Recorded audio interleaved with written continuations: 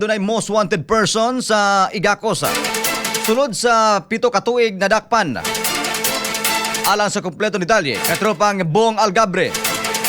XFM Report. Nasikop sa hinusang operasyon sa kapulisan ang usa ka most wanted person sa Island Garden City of Samal. Humanadakpan sa Sitio Bukaran, Barangay Turil, Babac District, Island Garden City of Samal, Davao del Norte. Alas 3 sa hapon, Mayo 12 tuig 2026. Gila sa kapulisan ang nadakpan nga si alias Ruel, 42 anyos, minyo o nagatrabaho isip face vendor, samtang residente sa Purok 3, Sitio Bukaran, sa Disgutang Barangay. Ang pagdakop gipahigayon sa mga personel sa Island Garden City of Samal Police Station, ubos sa Davao del Norte Police Provincial Office, kauban ng CIDG, Davao Norte Provincial Forensic Unit, pinaagi sa Manhunt Charlie Operation. Base sa report, nadakpan ng suspitsado pinaagi sa warrant of arrest nag-isyo ni Honorable Judge Dax Gonzaga Zinos sa Regional Trial Court, 11 Judicial Region, Branch 34 sa Panabo City ni Antong Abril 2 tuig 2019. Ang kaso nga giatubang sa suspitsado naglakip sa kasong pagpanlugos nga walay piyansa nga gikriminda, rape by sexual assault nga adunay piyansang gikatakda nga 120,000 ka pesos ug acts of lasciviousness nga adunay piyansang 36,000 ka pesos. Sa pagkakaron, anana sa kustudiya sa Island Garden City of Samal Police Station ang ginapan alang sa hustong pamaagi ug formal nga proseso sa balaod. Mga katropa, para sa hustong pamaagi nga ma-maintain ang kalagsik sa kalawasan, mag-Sanson Vitamin C para immune system, baskog perme. Alang sa Regiosang Pilipino para sa Pilipinas, katropang Bong Umaki Algabre, XFM News.